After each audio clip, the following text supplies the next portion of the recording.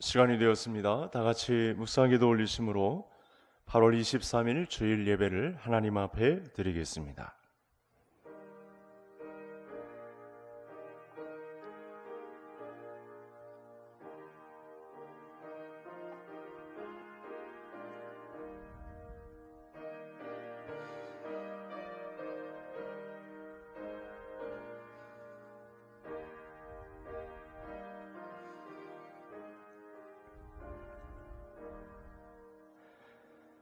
내가 하나님 여호와께서 하실 말씀을 들으리니 무릇 그의 백성 그의 성도들에게 화평을 말씀하실 것이라.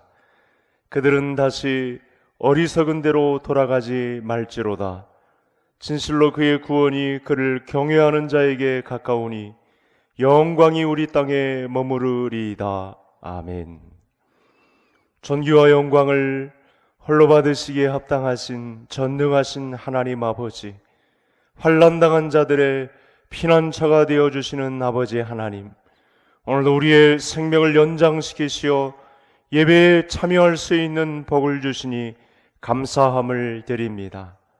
지난 우리의 행적을 돌아보면 부끄럽고 괴로워서 감히 이 시간 얼굴을 들 수가 없습니다. 하나님의 긍휼히 여기심을 바라고 이 자리에 왔사오니 우리를 불쌍히 여겨 주옵소서. 사랑하는 성도들, 수고하고 무거운 짐진 가운데서도 현장 예배를 드리지 못하지만 온라인 예배를 통하여 마땅히 예배 속에서 우리를 만나 주실 줄 믿고 엎드려 싸우니 우리를 긍휼히 여기시고 사모하는 영혼 만족해 하시며 주님 영혼에게 좋은 것으로 채워 주옵소서. 예수님의 이름으로 기원하옵나이다. 아멘.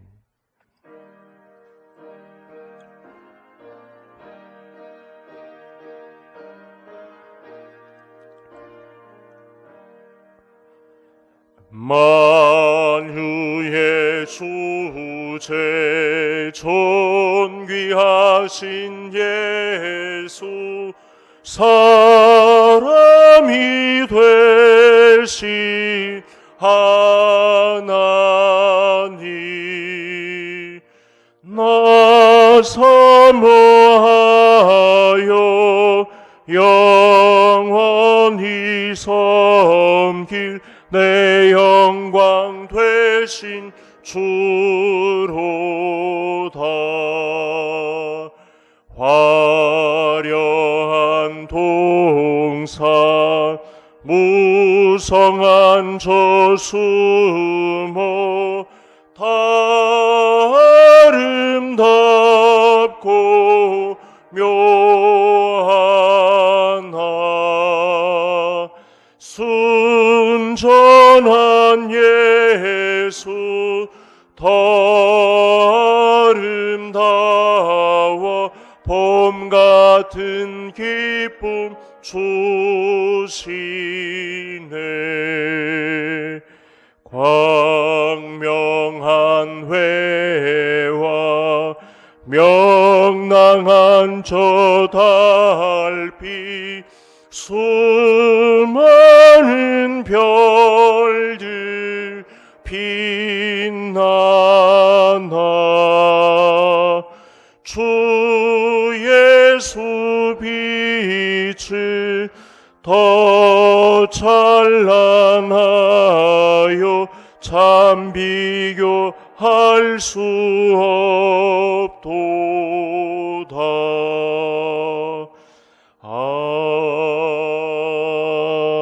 아멘. 성시 34번 시편 81편을 교독하시겠습니다. 우리의 능력이 되시는 하나님을 향하여 기쁘게 노래하며 야곱의 하나님을 향하여 즐거이 소리칠지어다.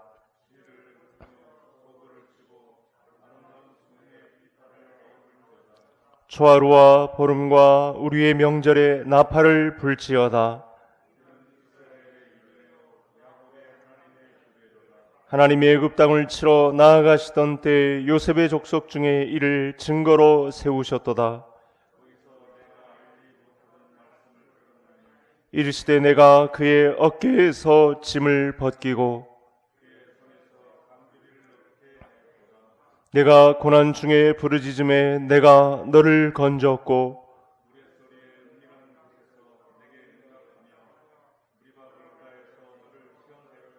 내 백성이여 들으라.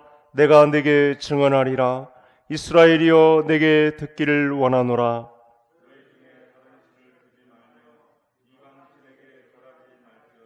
나는 너를 애굽 땅에서 인도하여 낸 여호와 내 하나님이니 내 입을 크게 열라. 내가 채우리라 하였으나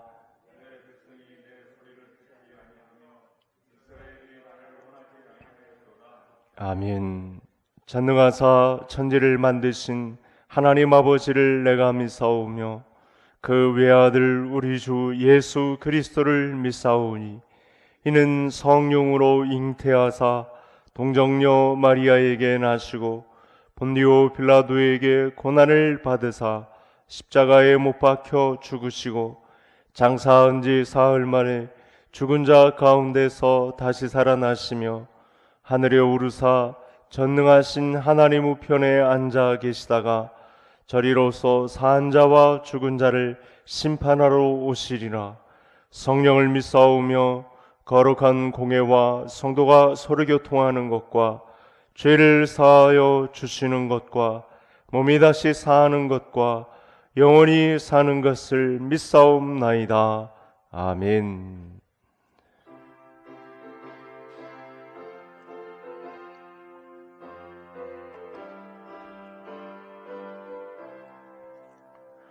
주 십자가를 지심으로 죄인을 구속하셨으니 그 피를 믿는 자는 주님의 진노 면하겠네.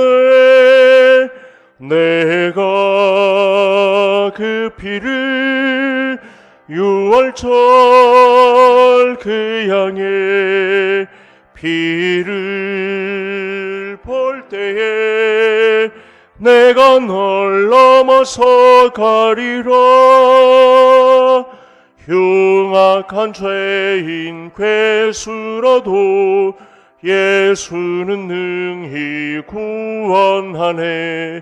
온 몸을 피에 담글 때에 주님의 진노 면하겠네. 내가 그 피를 유월절 그 양의 피를 볼 때에 내가 널 넘어서 가리라. 심판할 때에 모든 백성 행한 일대로 보응받네. 주님의 피로 죄 씻으면 주님의 진노 면하겠네. 내가 그 피를 유월절 그 양의 피를 볼 때에 내가 널 넘어서 가리라. 구주의 사랑 크신 은혜 보혈의 능력 의지하세. 심판의 불이 내릴 때에 주님의 진노 면하겠네. 내가 그 피를 유월절 그 양의 피를 볼 때에 내가 널 넘어서 가리라.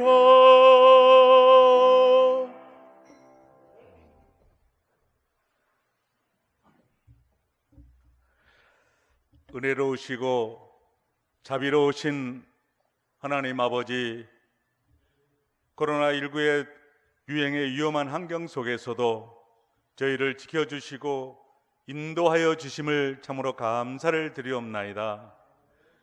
코로나19의 급속한 확산으로 예배를 비대면 예배로 전환하고 온라인 예배로 드리오니 아버지 하나님 개성의 모든 성도들을 붙들어 주시고 온 가족이 함께 온라인 예배로 하나님께 영광 돌릴 수 있도록 이 시간 인도하여 주시고 축복하여 주시기를 간절히 바라옵고 기도하옵나이다.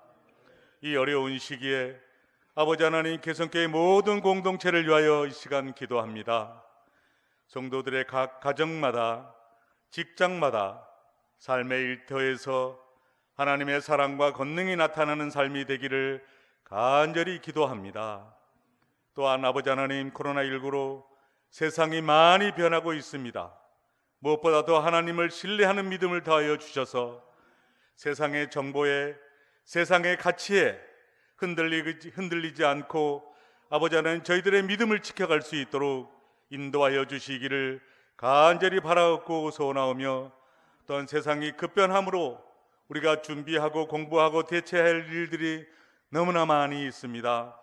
아버지 하나님 그런 가운데서도 저희들 낙담하지 않게 하시고 또한 포기하지 않게 하시고 승리하신 주님을 믿고 담대히 앞으로 나갈 수 있도록 붙잡아 주시옵소서.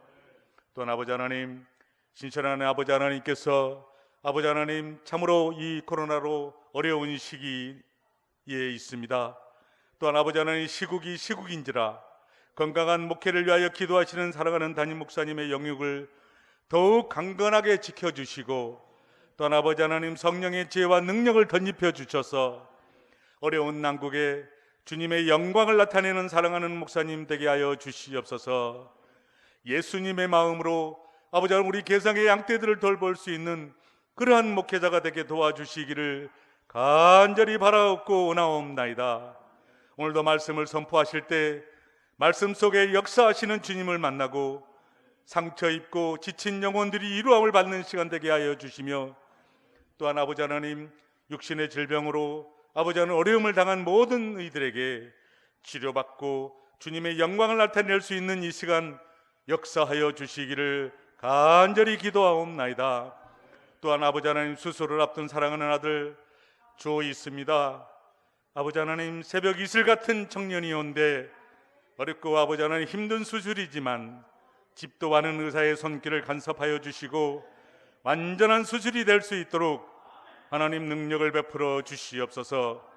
그리하여서 더욱 건강한 모습으로 태어나여 주님 영광 나타내게 하여 주실 줄 믿습니다. 내가 너를 고쳐주며 내 손을 잡아 보호하며 모든 얼굴에서 눈물을 씻기리라 하신 말씀대로 희망과 기쁨의 시간이 되게 하여 주시기를 간절히 바라옵고 원하옵나이다. 또한 아버지 하나님 베트남 선교를 감당하는 박영성 선교사님 붙들어 주시고 26일 베트남으로 떠나서 아버지 하나님 이제 그곳 사역을 감당하실 텐데 주님께서 어려운 가운데서도 풍성한 열매를 맺는 선교 사역이 되게 하여 주시옵소서. 또한 필리핀 선교를 담당하시는 우리 탁 선교사님에게도 어려운 가운데 있지만 하나님께서 능력을 더하여 주셔서 그 어려운 환경을 극복하고 아버지 하나님 참으로 선교의 열매를 풍성하게 맺는 그러한 선교 사역이 될 수 있도록 그 가정을 지키시고 선교사님의 건강을 지켜주시기를 간절히 바라옵고 기도하옵나이다. 또한 아버지 하나님 오늘 찬양을 드리는 아버지 하나님 나건주 집사님 주님 앞에 아름다운 찬양을 드릴 때에 주님 기뻐 홀로 영광 받아 주시기를 원하오며 거룩하신 예수님 이름으로 감사드리며 기도드리옵나이다. 아멘.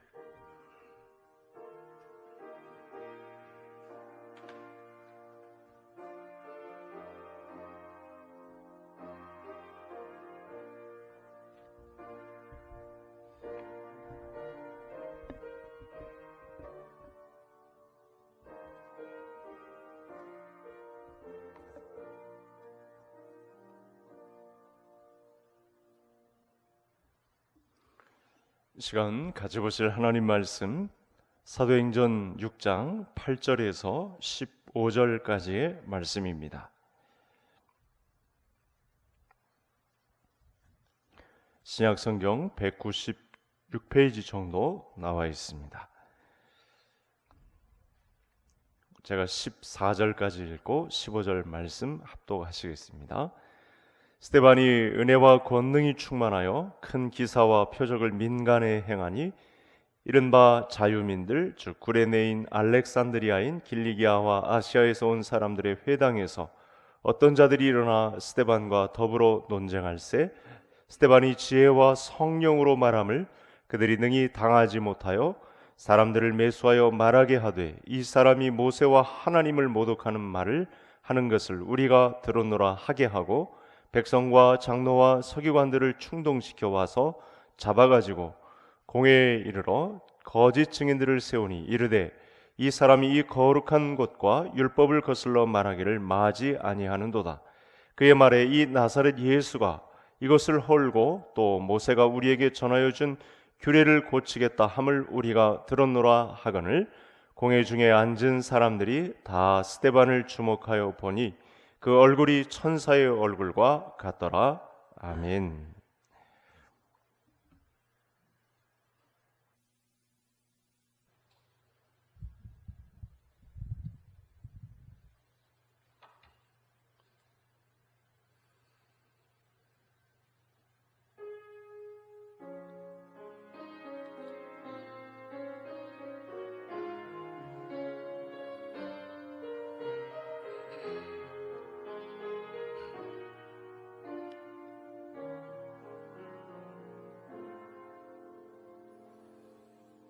주님을 처음 본 순간이요 설레는 내 마음에 빛을 담았네 말 못해 타는 시간이요 나 홀로 저민다 그 눈길 마주친 순간이요 내 마음 할일세라 눈빛 돌리네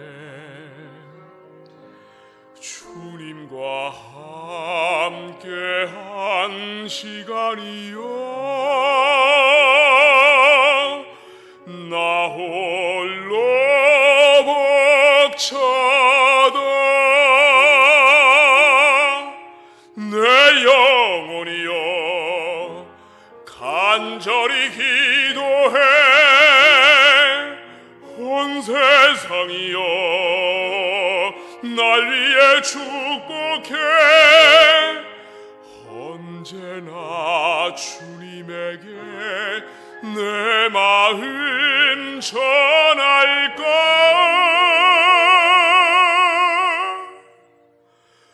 오늘도 그대만 생각하며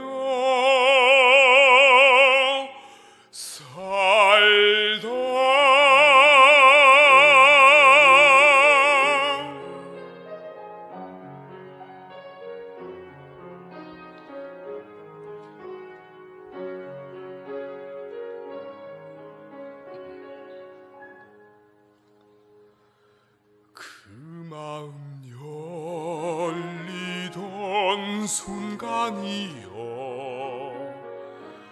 떨리는 내 영혼의 꿈을 담았네 그토록 짧았던 시간이요 영원히 멈추라 내 영혼이여 즐거이 찬양해 온 세상이여 우리를 축복해 내 마음 빛이 되어 하나님을 찬양하라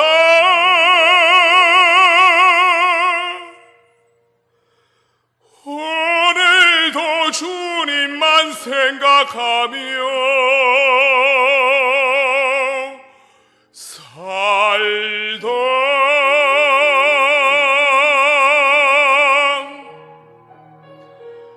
주 사랑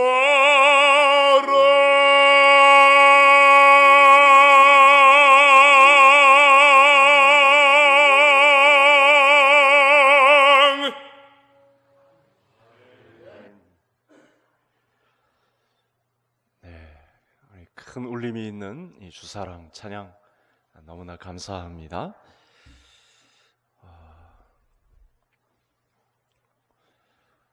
요즘 식사를 하고 난 다음에 커피를 마시러 가는 분들이 참 많아졌습니다. 하나의 문화가 된 것 같은데, 이 커피점에 가면 작고 또 진하고 너무나 써서 잘 마실 것 같지 않은 메뉴가 하나 있습니다. 커피점마다 빠뜨리지 않는 메뉴인 것 같은데, 에스프레소라고 하는 커피입니다. 이 에스프레소는 모든 커피의 심장이라는 별명을 갖고 있는데, 에스프레소에 물을 섞으면 아메리카노가 되고, 또 따뜻한 우유를 섞으면 카페라떼가 됩니다. 또 이 우유를 거품을 내서 계피가루나 초콜릿 가루를 넣으면 카푸치노가 되고, 또 카라멜 시럽을 넣으면 카라멜 마키아토가 됩니다. 무엇을 첨가하고 또 거품을 내느냐, 그런 방식에 따라서 여러 가지 커피가 나옵니다. 그런데 커피점마다 빠뜨리지 않는 메뉴는 에스프레소입니다. 커피점의 심장인 거죠. 우리 믿음의 심장은 어디일까요? 예수 그리스도인 줄 믿습니다. 스테반 집사님은 오늘 예수 그리스도를 전하고 있습니다. 당시 성경은 구약 성경밖에 없었는데, 이 구약 성경에서 예수 그리스도를 발견한 것입니다. 구약에서 발견한 예수 그리스도를 전하는 모습은 오늘 6장 마지막 부분과 다음 7장 아주 긴 장을 통해서 이제 두 번에 걸쳐서 더 예수 그리스도, 우리의 심장인 예수를 전하게 될 것입니다. 스테반 집사님은 제자들 중에서 집사님으로 선출되어서 이제 집사님의 사역을 감당하게 되는데, 너무 강하고 담대하게 예수 그리스도를 전하는 바람에 이 헬라파 유대인들이 꼼짝도 못하고 그 논리에 설득에 압도당하는 그런 모습이 본문 안에 있었습니다. 우리가 사도행전을 통해서 배우는 진리가 하나 있습니다. 이 사도행전을 통해서 막 생겨난 교회는 제자들의 공동체였다는 것입니다. 이렇게 성도들의 모임 이렇게 표현을 하지 않고 제자들의 모임, 제자의 수가 지난번에는 심히 많아졌다, 거기에 제사장들의 숫자도 많이 더해졌다, 이렇게 표현을 하고 있습니다. 제사장들도 제사장이란 직함보다는 예수 그리스도의 심장을 받아들이고 났더니 제사장이라는 말로 불려지기보다는 제자들로 불려지기를 더 기뻐한 그런 모습을 본문을 통해서 우리가 확인하게 되었습니다. 제자가 된다는 것은 무엇입니까? 제자가 된다는 것은 예수님을 따른다는 것입니다. 예수님의 삶, 예수님의 행적을 그대로 순종하여 따라가는 것, 이 사람을 제자들이라고 합니다. 이 사람들이 모인 모임을 교회라고 하고, 교회는 제자들의 공동체라고 할 수 있습니다. 아무든지 나를 따라오려거든 자기를 부인하고 날마다 제 십자가를 지고 나를 따를 것이니라 말씀하신 바대로 예수님을 따르는 것입니다. 또 한 가지가 있죠. 제자는 목숨을 버리는 순간까지 예수님을 순종하는 사람이 바로 제자라는 사실입니다. 그러니까 크게 제자를 두 가지로 구분을 할 수가 있겠는데요. 제자는 예수님을 따르는 사람이고, 예수님을 따르다가 목숨을 버리는 그 순간까지 순종하는 사람이 제자라는 것을 알 수가 있습니다. 누구든지 제 목숨을 구원코자 하면 잃을 것이요, 누구든지 나를 위하여 제 목숨을 잃으면 구원하리라 말씀하신 바대로 제자의 삶을 순종하며 끝까지 가다 보니 목숨을 버리는 순간까지 예수님을 따르는 사람이 제자라는 것을 알 수 있습니다. 그래서 우리가 사도행전을 통해서 우리 교회가 거듭나야 할 부분은, 하나님의 명령을 중심에서 받들어야 할 아주 중요한 문제는 우리 개성교회가 제자화된 교회 공동체가 되어야 한다는 사실입니다. 말씀 들으신 대로 오늘부터 모든 성도님들께서는 내가 성도의 한 사람을 넘어서서 예수님을 따르는 제자의 무리가 된다라는 이 말씀을 가지고 도전을 감당하는 성도님들이 되어야 하겠습니다.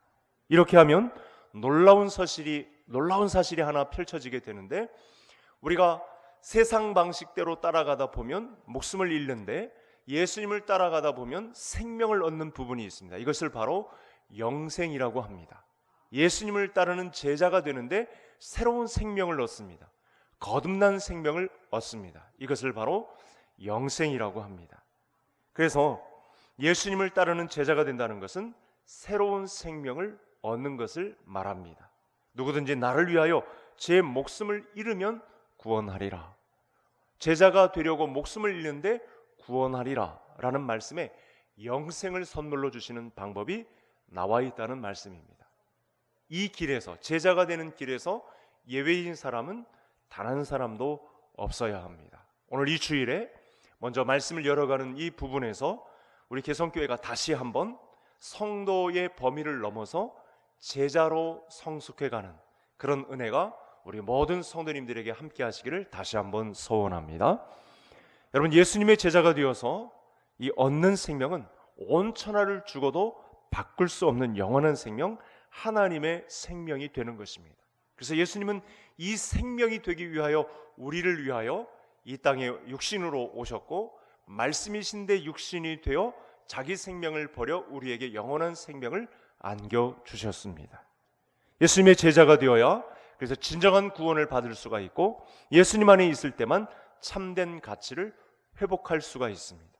하나님 안에 자기 백성된 제대로 된 모양을 바로 예수님을 따르는 제자의 삶을 통해서 실현할 수 있다는 사실입니다. 그래서 우리 개성교회도 예수님의 제자된 공동체가 될 때 참된 생명과, 그리고 이 땅을 살아가는 삶의 목적과 진정한 행복을 얻을 수 있습니다. 이 부분이 어떻게 가능한지 오늘 본문 말씀을 통해서 한번 풀어가 보도록 하겠습니다. 예수님의 제자들 중에 일곱 집사님으로 뽑힌 스데반 집사님은 유대인들에게 말씀을 전했습니다. 이 스데반 집사님이 말씀을 전한 전달 방식은 굉장히 강력했습니다. 말씀을 전한 이 초반인데, 저와 성도님들이 다 알고 있다시피 이 일을 전한 이후에 스데반 집사님이 감당해야 될 짐은 너무나 컸습니다. 마치 예수님이 감당한 짐처럼 무겁게 스데반 집사님에게 다가왔습니다. 또한 그렇게 무겁게 전한, 담대하게 전한, 도전한 이 말씀 때문에 말씀을 받은 헬라파 유대인들은 또 이 말씀에 대한 무게감을 잘 감당하지 못하고 있는 쩔쩔매는 장면이 본문 안에 포착이 되고 있습니다. 그들의 아픈 부분, 정곡을 찌른 것입니다. 오늘 다양한 이 헬라파 유대인들의 모습이 나타나지만 사실은 유대인 심장부를 정곡을 찌른 말씀이 본문 말씀이 되겠습니다. 이 때문에 스데반 집사님은 핍박을 당하게 되었고, 스데반 집사님의 핍박으로 촉발된 이 아픔은 사실은 초대교회 전체가 당하게 된 아픔으로 커지게 되는 것을 볼 수 있습니다. 요즘은 말씀을 전해도 잘 받지 않는 세대입니다. 장터에서 피리를 불어도 잘 춤추지 않는 그런 세대입니다.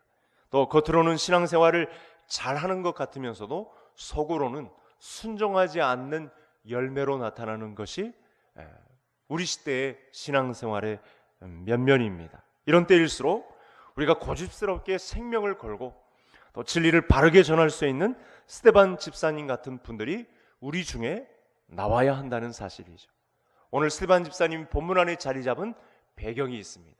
하나님께서 스데반 집사님을 세워서 우리에게 도전하시고자 하는 말씀의 내용이 있다는 사실입니다. 그래야만 우리 교회가 살고 성도님들의 가정이 살고 우리 민족이 살 수 있는 유일한 길이 있다는 사실입니다.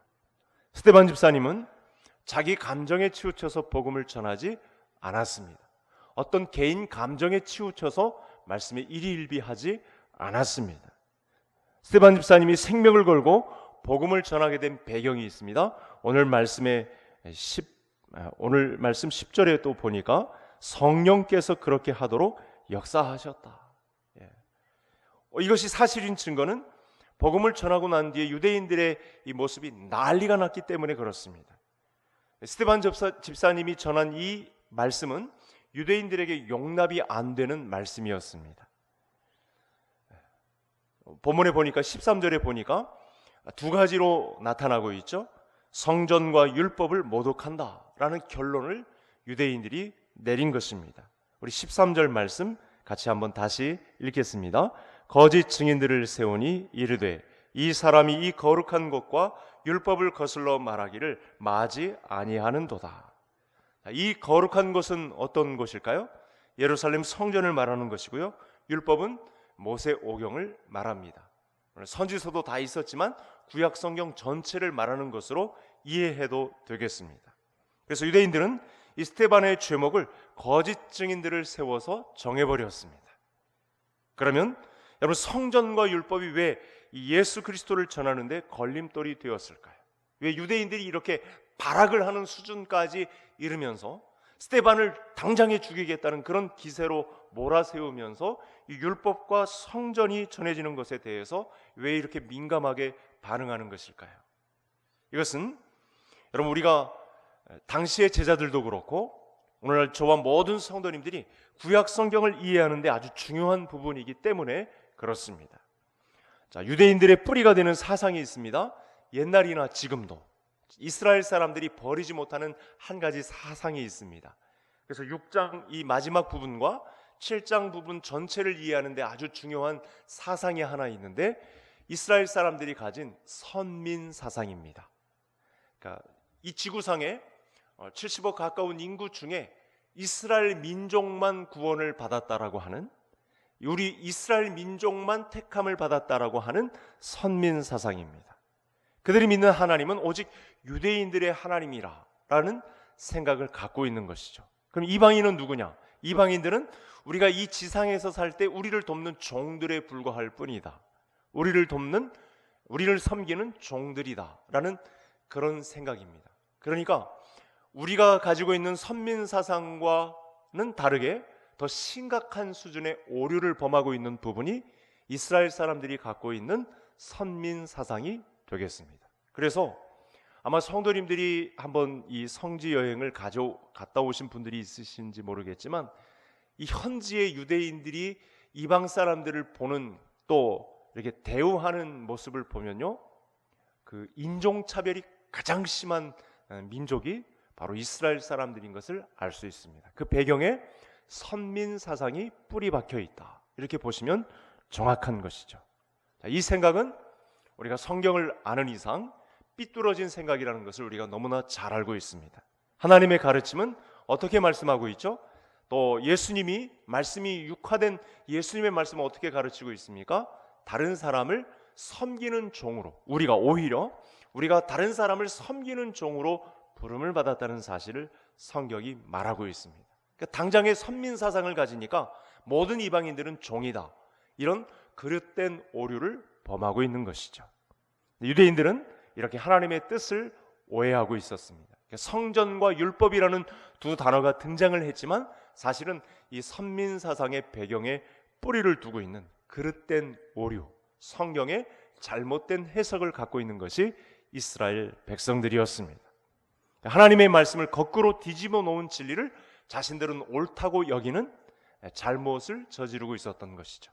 여러분, 이 선민 사상 때문에 우리가 방금 살펴본 이방인들을 대하는 모습 속에서 우리가 저들을 섬겨야지, 그들은 우리를 섬기는 종이라고 이렇게 생각하는 차이가 얼마나 큰 오류를 범하고 있는지를 우리가 당장에 알 수 있는 것입니다.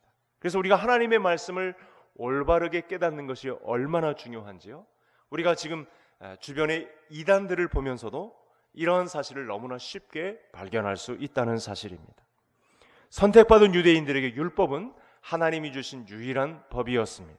그런데 스데반 집사님이 유대인들에게 뭐라고 말하냐면, 지금까지 너희들이 붙들고 있었던 율법을 그런 식으로 해석하면 안 된다. 하나님이 말씀하신 율법의 해석은 그렇게 말씀하신 것이 아니다 라고 이렇게 말씀을 전했기 때문에 유대인들에게 미움을 사고 있는 것입니다. 스데반 집사님이 지적하신 대로 유대인들은 율법이나 성전에 대해서 잘못된 해석을 갖고 있었습니다. 어떤 해석이었습니까? 먼저 성전을 보시면 하나님은 오직 이스라엘 백성들 안에만 거하시고 성전에서 드리는 제사만 받으신다. 이 생각을 갖고 있었던 것입니다. 이 문제는 이제 다음 주 초반에 우리가 말씀을 통해서 설명이 될 텐데요. 이렇게 율법과 성전은 이스라엘 민족의 긍지를 나타내는 것이었습니다. 근데 스데반 집사님은 다르게 해석합니다.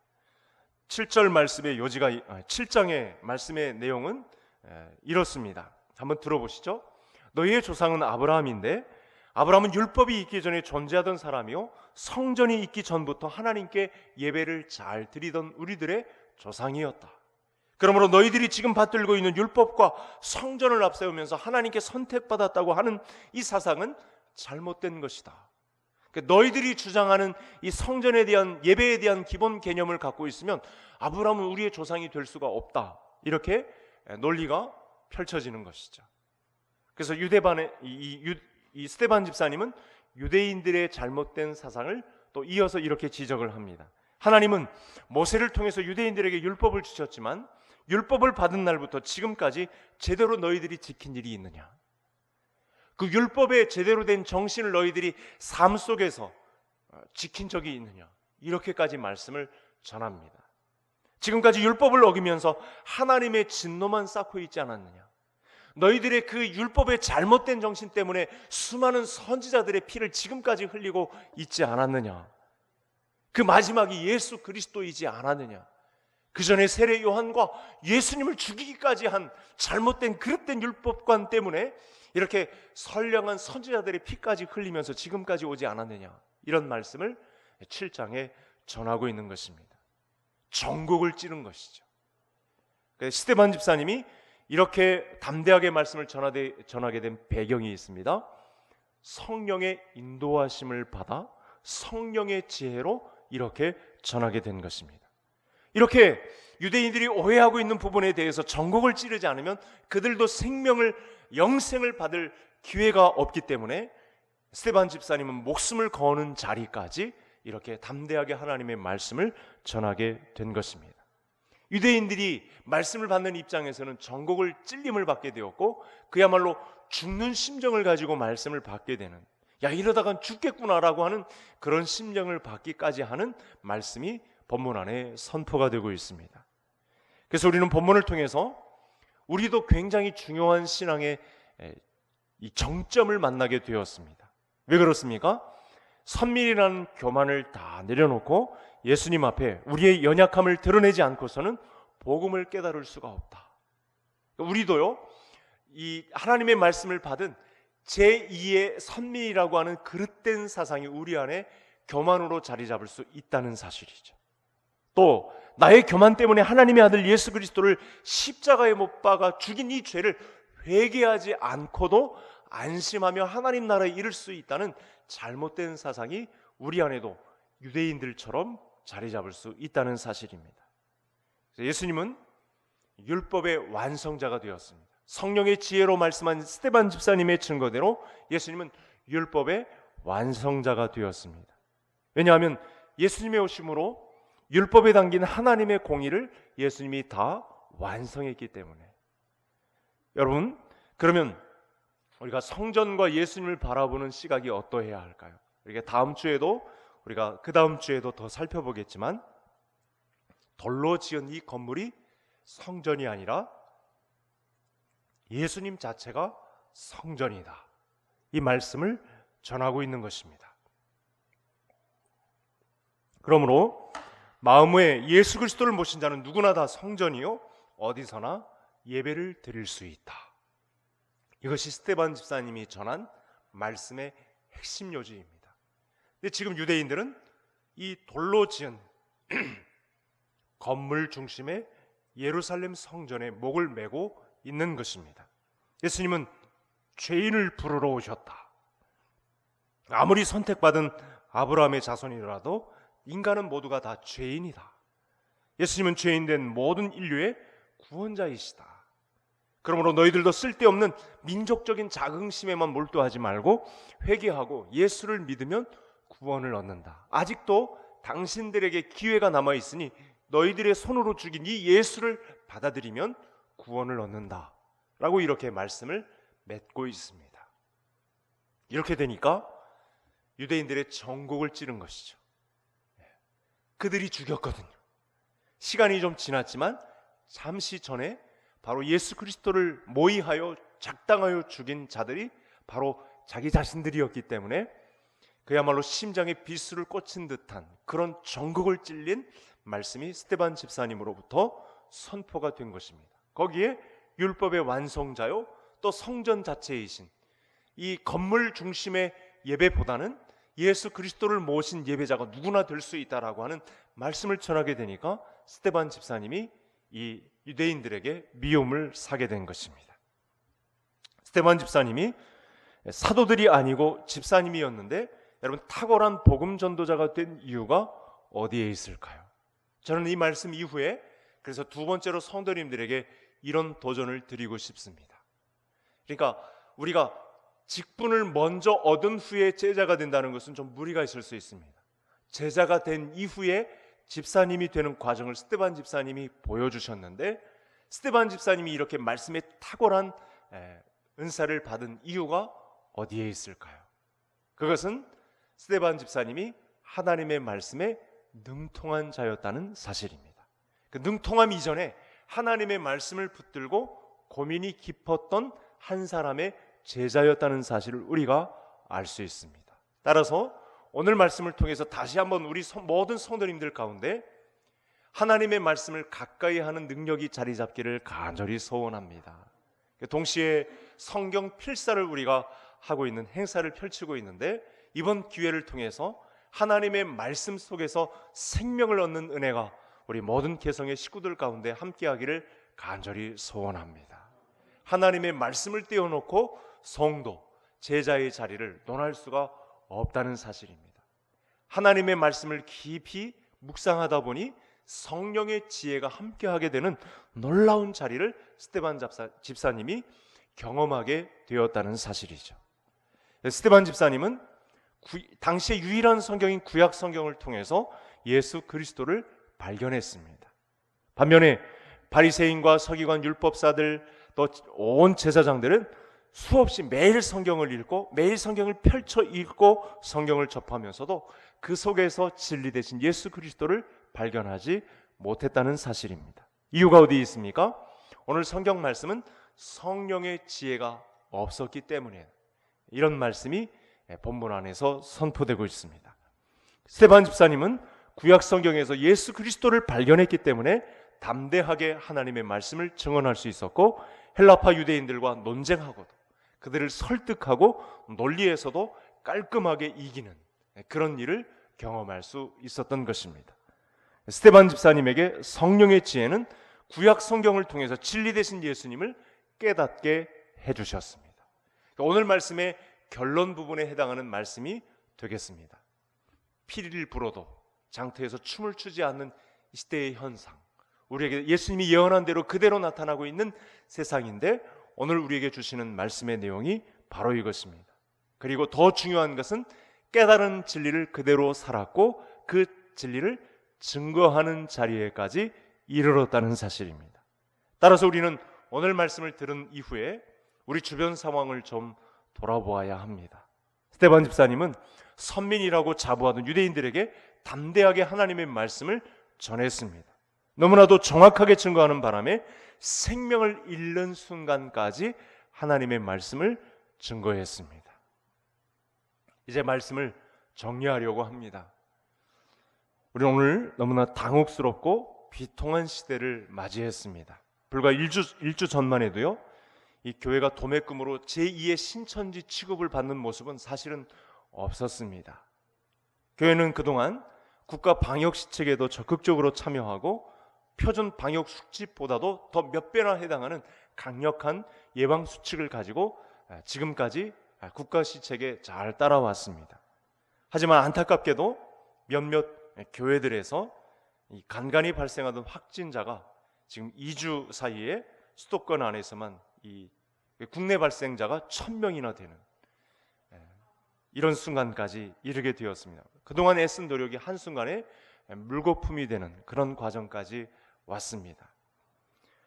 여러분, 방역 수칙을 준수하자고 잘 그 수칙을 지켜왔고 지금까지 왔지만 사실은 교회가 폐해를 끼치는 수준까지 왔다고 해도 할 말이 없는 그런 시점에 우리가 이르렀습니다. 물론 일부 문제 있는 교회가 이런 결과를 초래했다고 핑계를 댈 수는 있지만 사회는 냉정합니다. 하나님이 보시는 시각도 우리에게 결코 책임이 없다 이렇게 말할 수가 없다는 사실입니다. 교회는 어느 누구도 지금의 상황을 그냥 넘겨서는 안 되는 시각에 이르렀습니다. 어떻게 보아야 합니까? 여러분, 지금은 하나님이 개입하고 있다는 사실을 누구도 부인할 수 없다는 사실입니다. 사회가 보는 시각도 그렇고 하나님이 보실 때도 그렇고 이 큰 재앙은 하나님이 개입하셨다고 밖에 인정할 수 없다는 사실입니다. 사도 바울이 고린도전서 4장에서 만물의 찢기같이 여김을 받았다라고 하는 그런 표현이 있습니다. 지금의 상황이 똑같은 것 같습니다. 만물의 찢기가 무엇입니까? 쓰레기같이 취급받았다라고 하는 그런 감정인 거죠. 지금 우리 교회가 겪고 있는, 전 세계가 겪고 있는 이 상황은 하나님이 보낸 메시지입니다. 다른 어느 누구의 잘못이 아니라 나의 죄, 나의 교만에 대한 하나님의 칼끝이 나에게 향해져 있다. 이렇게 보시면 정확하겠습니다. 따라서 우리 개성교회는 지탄을 받는 한 교회의 제자 공동체로서 우리가 걸어온 길을 다시 한번 돌아보아야 합니다. 마치 이 바벨로니아 시절에 비참하게 끌려간 유대 백성들처럼 바벨론 강가에서 그 울분을 사기면서 하나님 저희를 불쌍히 여겨 주십시오. 다시 한번 저희를 불쌍히 여겨 주십시오. 라고 하는 이 울분을 삭혀야 하는 그런 시기에 이르렀다는 사실입니다. 그래서 이 기간은 침묵과 근신과 회개와 애통함으로 억울해도 그 감정을 삭히는 순간으로 하나님 앞에 긍휼을 구하는 시간이 되어야 한다는 사실입니다. 하나님께서 일으키신 무서운 재앙이니 어쩌면 희망이 있을지도 모른다는 예레미야 선지자의 소망을 안고 이 순간을 우리가 지나야 하겠습니다. 욕을 하면 욕을 먹고 지난 길을 다시 살펴보고 이때 우리를 향하신 하나님의 뜻이 무엇인가를 발견해야 한다는 사실입니다. 어려운 때를 지나가지만 이런 때일수록 우리도 스데반 집사님처럼 우리에게 하나님의 말씀을 중심으로 살아간 자들에게 나리시는 성령의 지혜를 갖고 있으면 제자된 공동체를 다시 이루어가는 은혜가 있지 않을까. 이 소망 가운데 우리 모든 성도님들이 함께 제자된 공동체를 다시 결성하는 그는 은혜가 있기를, 성도의 범위를 넘어서 제자된 공동체를 향하여 하나된 힘을 모아주시는 우리 개성의 모든 식구들 되시기를 주의 이름으로 축복합니다. 하나님 아버지, 오늘 우리가 이 어려움에 처하게 된 것은 전적으로 나의 죄 때문임을 고백합니다. 교회가 제자된 공동체로 성숙하지 못했음을 회개합니다. 하나님께서 전면에 나선 재난인 줄로 아오니 우리를 긍휼히 여겨 주옵소서. 이 시간 우리의 모든 위선과 교만, 자만을 버리고 예수님을 따르는 한 사람의 제자로 설 수 있도록 우리 모두를 도와 주옵소서. 어쩌면 또 하나의 희망이 있을지도 모른다는 소망을 바라보고 이때의 위기를 감내하는 우리 모든 성도님들 되게 하여 주옵소서. 예수님의 이름으로 기도하옵나이다. 아멘.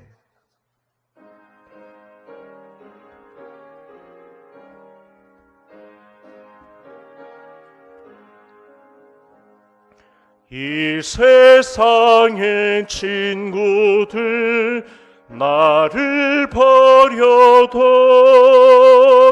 나를 사랑하는 이 예수뿐일세.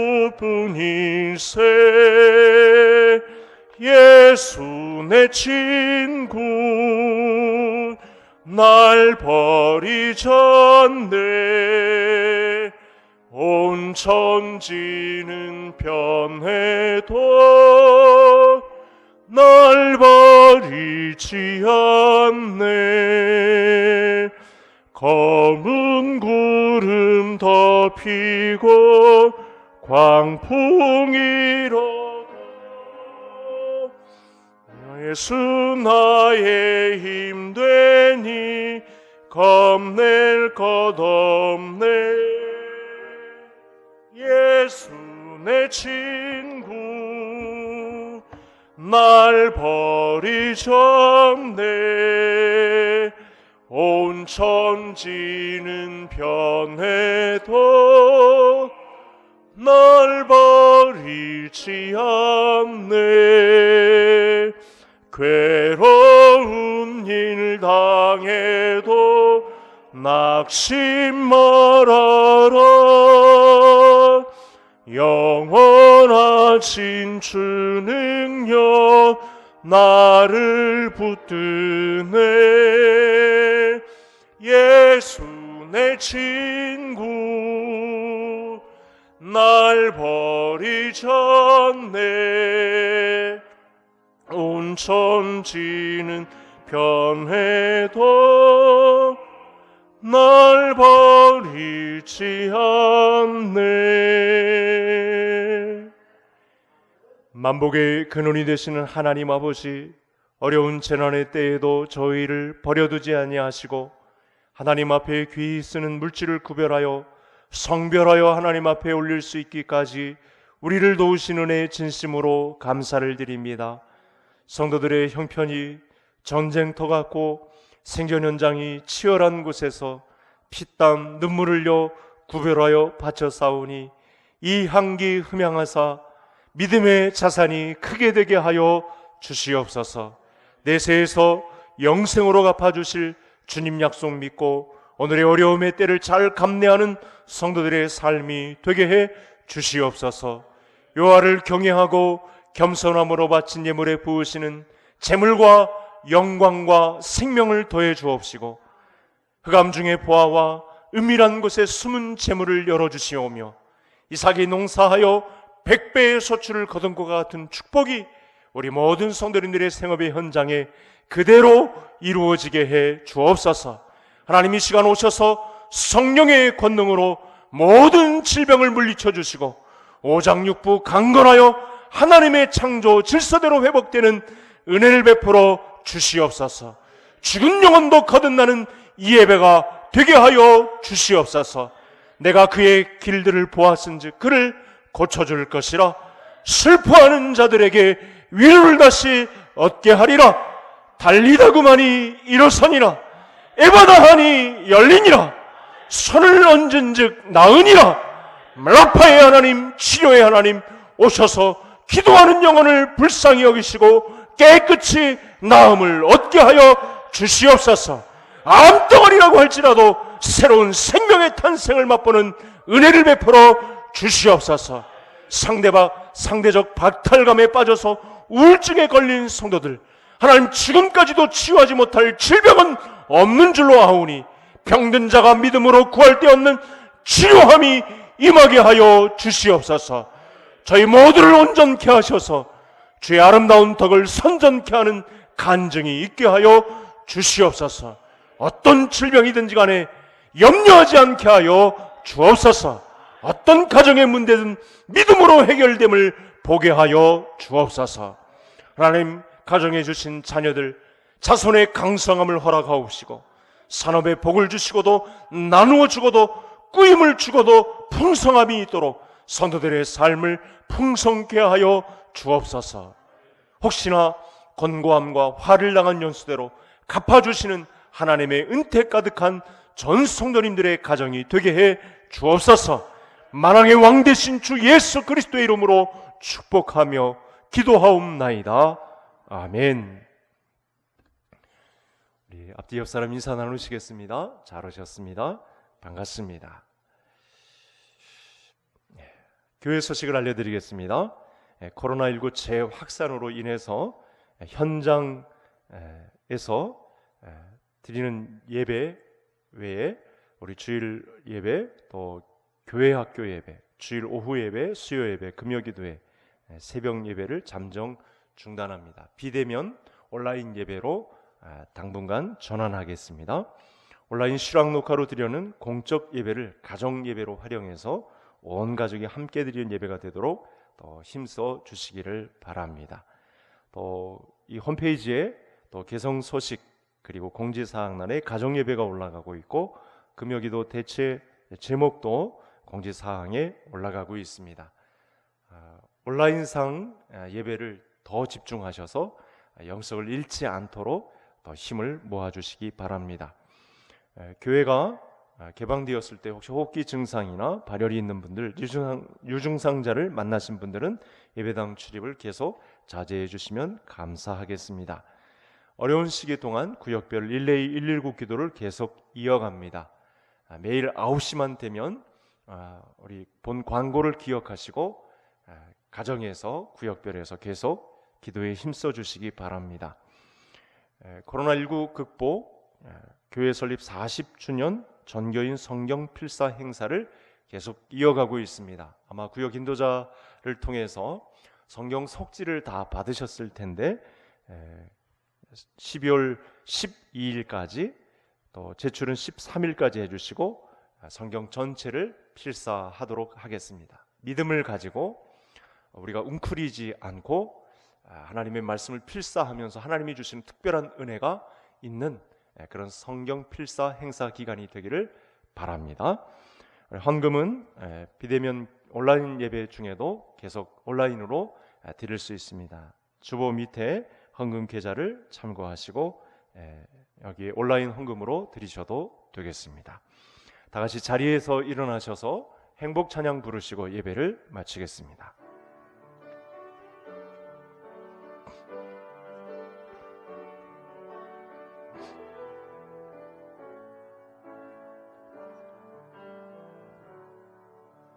화려하지 않아도 정결하게 사는 삶, 가진 것이 적어도 감사하며 사는 삶, 내게 주신 작은 힘 나눠주며 사는 삶, 이것이 나의 삶의 행복이라오. 눈물 날 일 많지만 기도할 수 있는 것, 억울한 일 많으나 주를 위해 참는 것, 비록 짧은 작은 삶 주 뜻대로 사는 것, 이것이 나의 삶의 행복이라오. 이것이 행복이라오. 세상은 알 수 없는 하나님 선물, 이것이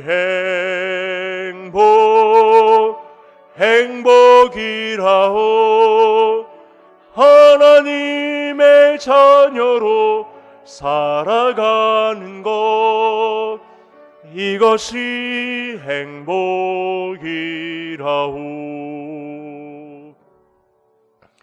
주 예수 그리스도의 은혜와 하나님 아버지의 극진하신 사랑하심과 성령님의 위로하심이 스데반 집사님처럼 한 사람의 제자로 서서 구약 성경의 말씀을 집중하다 보니 발견된 예수 그리스도를 전하게 된 제자의 한 사람으로 서기를 다짐하고 돌아가는 우리 개성의 모든 성도들, 가정과 생업과 자녀들의 앞날 위에, 한국교회와 전세계 교회 공동체 위에 이제로부터 영원토록 함께 있을지어다. 아멘.